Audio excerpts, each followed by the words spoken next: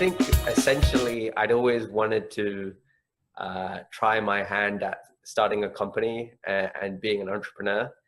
And I think this desire kind of was there from when I was like maybe even 5 or 6. And I was inspired by the entrepreneurs at that time, like the Richard Bransons and the Bill Gates. And so I think I'd always been looking at how to develop the skills to do that. And then in 2009, I decided to go to business school to get some more formal education around that. And while I was there, I think essentially I was looking for opportunities, and essentially I think it just started with talking to prospective customers who or people who could be customers who are R&D directors, and then saying, you know, this is something that I need. And from that, finding a way to kind of provide that to those kind of clients or prospective clients. You know, I think when thinking about that question, you know, what's possible now that wasn't possible before, I think we always have to consider that question with regard to creating something that is serving a need, and serving in a need in a way that's, you know, either higher quality, lower cost, or more convenient. And so, you know, so there are a lot of, you know, humans have needs, and then those needs are translated through businesses, and then businesses have needs themselves. And so there are existing kind of ecosystems of value or needs that are being fulfilled in one way or another.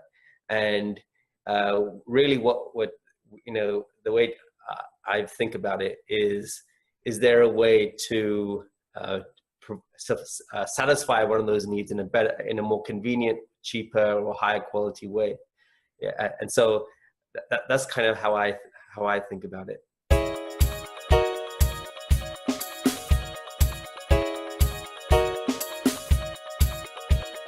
I think all enterprises have to solve a problem or serve some needs, and so I think they all have that in common.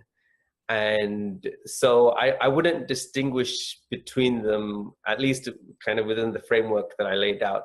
I mean, you have, as you mentioned, there are, you know, some organizations like nonprofits that, you know, help homeless people. You know, they're serving a need, and it's been they're funded in a different way, which is perhaps through taxes or the common good, but they're still serving a need. And if that need isn't there, then that nonprofit can't exist. And so I wouldn't really distinguish between the enterprises on a kind of on a profit perspective. I think they all still have to have some purpose and need that they're fulfilling.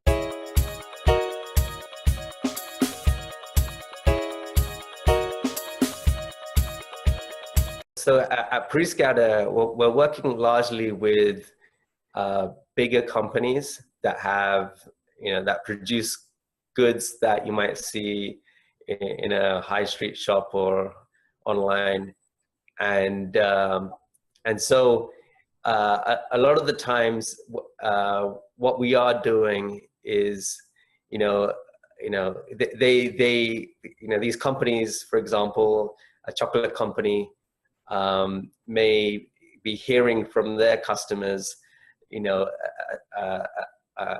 for example, a chocolate company may be hearing that they really love chocolate, but they'd love even more a zero-calorie chocolate bar, you know. So, you know, it tastes great, but what would be even better is if it was even more healthy. And so, you know, they come to us, or they work with us, a chocolate company, and we help them find kind of new ingredients, new processes, perhaps new chemicals that can actually help that company create this new thing that didn't exist before. And they're only able to do that because perhaps some technology has emerged in the last 5 years or 10 years that maybe people haven't picked up yet.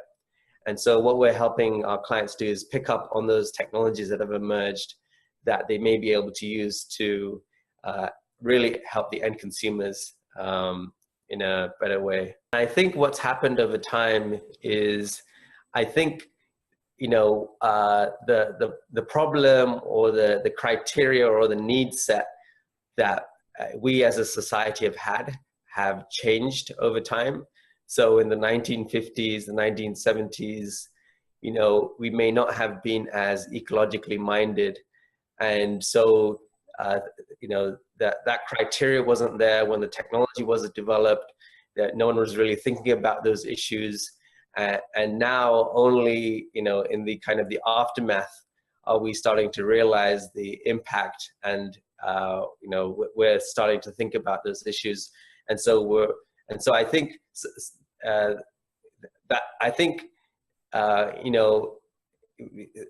so now I think what's happened is now we have,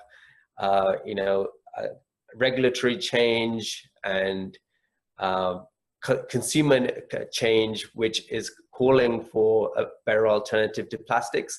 And that's what I think creates the opportunity for like biomaterials and entrepreneurs to figure out how do we create something that's better than plastic, which now fits the needs of the current day's consumers who are now more conscious of these things, as well as government laws that are changing to reflect this. So that's kind of how I would think about it, which is that as these kind of awareness emerges, and things change, these are opportunities for providing something better that suits those. I think that's where the government has to kind of step in. I mean, I think it is a case where if we leave companies and enterprises to do as they like, then there are things that are not in the common good that are not, going to create ethical and social problems. And so I do think this is something where, government needs to put in place regulation and laws to prevent kind of misuse of some of these emerging technologies. Even with creativity, I assume you're looking to serve some kind of audience, and maybe the audience is just yourself, maybe the audience is a wider group, but I think we have to keep in mind the audience that we're serving and the norms and expectations of that audience. So, if the audience or the people we're looking to serve is just society in general, we have to keep in mind the desires and wishes of those folks, I think. So I think there's kind of creativity which doesn't impact other people, and then there's creativity that does impact other people. And if it does impact other people, I think we just need to be mindful of who those people are, because we all have to live together in a society that works well together.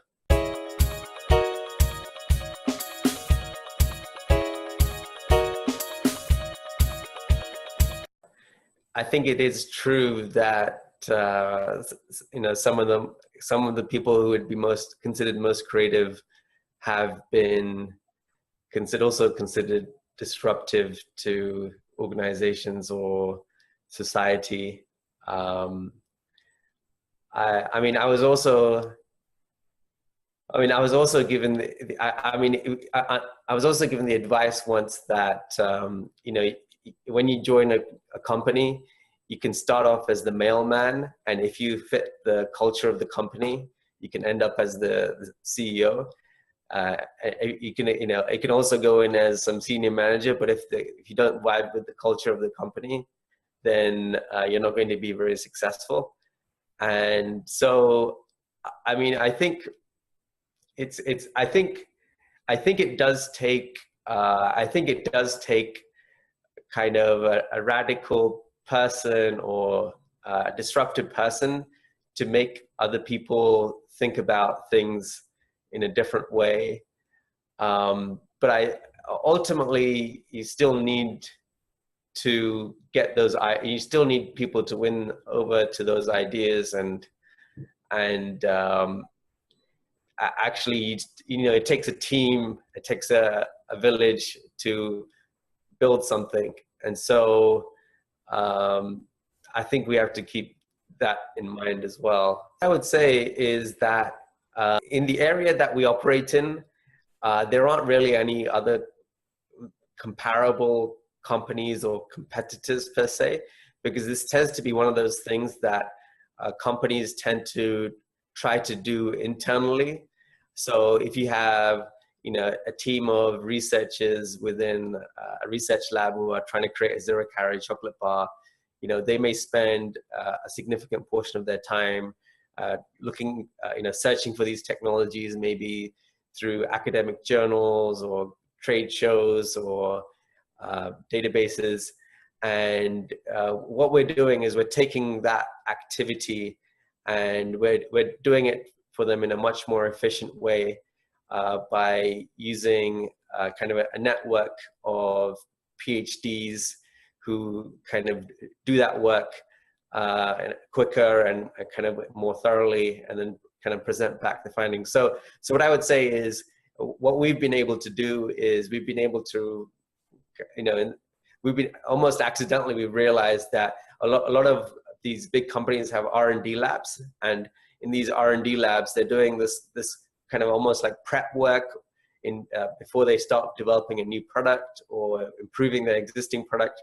And we can take that prep work and do it much more efficiently for them by using resources that they don't necessarily have access to, such as a network of academics who have different skills to their internal teams might.